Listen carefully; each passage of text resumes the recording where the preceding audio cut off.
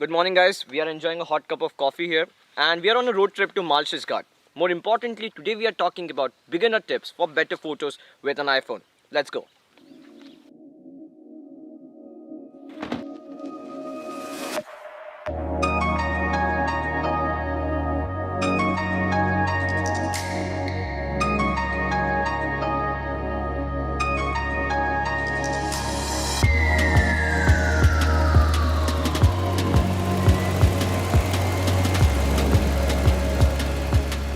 The road trip was great. We had a lot of fun. Unfortunately, the light was too harsh, so we could not shoot much. Talking about iPhone photography, to be honest, when it comes to iPhone, I am also a beginner. It's been a month I have been using an iPhone and I have learned some tips that have helped me to take better photos, and I want to share them with you in this video.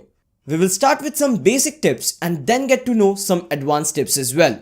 Very excited for this one, so without wasting any time, let's get started. The first tip is adjusting exposure. When you point out your iPhone on a particular subject, it's going to try its best to decide what the correct exposure is. Now, if you tap on any subject, it's going to give priority to that area and change the exposure accordingly. This is good for quick exposure adjustments, but for more control, you can tap on a subject and then move the slider up or down to increase or decrease the exposure. I don't prefer using this slider though. What I prefer is clicking on the arrow and then the plus minus icon and now changing the exposure. The reason I do this is, if I want to change the exposure just by a 1/3 or 2/3 of a stop, this gives me more information about what I am doing and have better control over the exposure. Sometimes I want to lock the focus and then change the exposure. To do that, tap on the subject and hold it till you see the AF/AE lock, which stands for autofocus auto exposure lock. Then you can adjust the exposure like we saw before. The next tip is viewing outside the frame. This is applicable for iPhones with multiple lenses. Suppose I'm using the tele lens. Outside the main frame, you will see an overlap of a slightly wider frame that you would get with a standard lens. If you're using the standard lens, you will see an overlap of what it would look like with a wide angle lens. Now it is helpful sometimes and I understand why Apple has turned it on by default, but personally I find it distracting. I only want to focus on the main frame and nothing else outside it, so I prefer turning it off. You go to settings, camera, turn off the view outside the frame option. Is it necessary? No. Is it going to improve your photography? Probably not, but if you find it distracting like I do, well, you have the option to turn it off. The next step is daytime long exposure photography. Now generally, if you want to capture long exposures during daytime, you have to attach an ND filter. But you can also mimic the look of long exposure with the help of the live mode. Turn on the live mode if it's off by clicking here. Then when you take the photo, you can see the live text appearing for a second. Basically, it is taking multiple photos. You open the photo, swipe up, you can create a loop video or bounce, but what we are looking here is the last option, long exposure. This will combine the images and give you that long exposure image look. One thing I've noticed is the image gets cropped a bit once you convert it into a long exposure image, so I would recommend to shoot a bit wider than the original composition. You don't need a tripod, you don't need an ND filter. Obviously, you don't get the option to choose the shutter speed for the long exposure image, but still, this small hack comes pretty handy.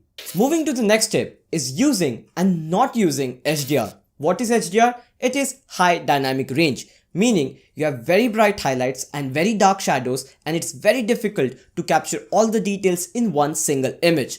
So the iPhone is going to take multiple images and combine it and try to give the best result possible. It works great most of the times, but sometimes I feel the results are a bit over processed. If you have smart HDR on, iPhone will automatically turn it on in most of the situations. What I prefer is turning it off so that when I'm taking a picture, I get the option to turn the HDR on or off manually. I won't recommend to turn off the HDR every time. The iPhones do a great job in computational photography, and I use HDR a lot for my landscape images. The next tip is about shooting in low light, but before we move to the next tip, it's time to thank the sponsors of the video, and that is Skillshare. Skillshare is an online learning community and I've been using Skillshare from a long time. You want to learn photography, videography, editing, animation, Skillshare is the place to go. Recently, I joined this class on street photography by Trashhand where he talks about shooting portraits, architecture, shooting in low light, and also he shared his editing workflow. Now, I'm new to street photography, so this course was super useful. You want to learn something new, you want to upgrade your skills, I will definitely recommend Skillshare. For the first 1,000 people to click on the link in the description below, you get a free Skillshare trial membership. If you're taking a yearly subscription, monthly you're paying less than 800 Indian rupees or $10 US and you're getting unlimited access to all the classes. If you're interested, again, the link is in the description below. Moving to the next tip, and that is using night mode. Night mode is something you can't turn on by yourself. The iPhone will detect it's a low light situation and it will automatically turn it on. Basically, it's long exposure photography but with stabilization and a bit of software processing to give you the final result. Once the night mode is on, you can see it right here. Click there, it will be on auto. You can slide to the left and turn it off, which I won't recommend. This feature is amazing. You should keep it on auto when you're shooting handheld. For better night mode images, I prefer using a tripod and sliding it to the right to the max option available. It exposes for more amount of time depending on how dark the scene is and gives you a better image in low light. I have been using the max option even if I don't have a tripod and I still get pretty sharp images. If you don't have a tripod, I would recommend at least use some kind of support if you're getting shaky images. The last tip is for people who are more serious about photography, and that is using third-party applications. The stock application is great. The UI is pretty neat and easy to use, but it doesn't allow you to change all the settings. I have been using Android phones till now, and all the recent Android phones have Pro mode built in. As a photographer, I like to have manual control over my settings. The app I'm using in this video is the Lightroom application. It has a camera option built in, which is allowing me to change the shutter speed, ISO, white balance, and I can fine tune these settings as I like. As I said, this is not for everyone. Only if you're serious about photography, only if you want manual control over your settings, this is for you. 90% of the times, I'm using the stock application and I'm very happy with the results. But if you need that extra controls, you can use the third-party applications. There's some really good applications on the App Store and I'm planning to make a video about them, so stay tuned for that. I know I said that was the last tip, but here's a bonus tip. Disclaimer, this is only available to the 12 Pro and the 12 Pro Max users as of now, and that is using ProRAW. ProRAW is a big deal for me. Let me explain why. RAW files have more data compared to JPEG files, which is useful in post-processing.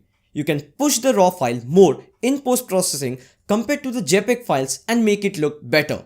You could shoot in RAW even before the help of third-party applications.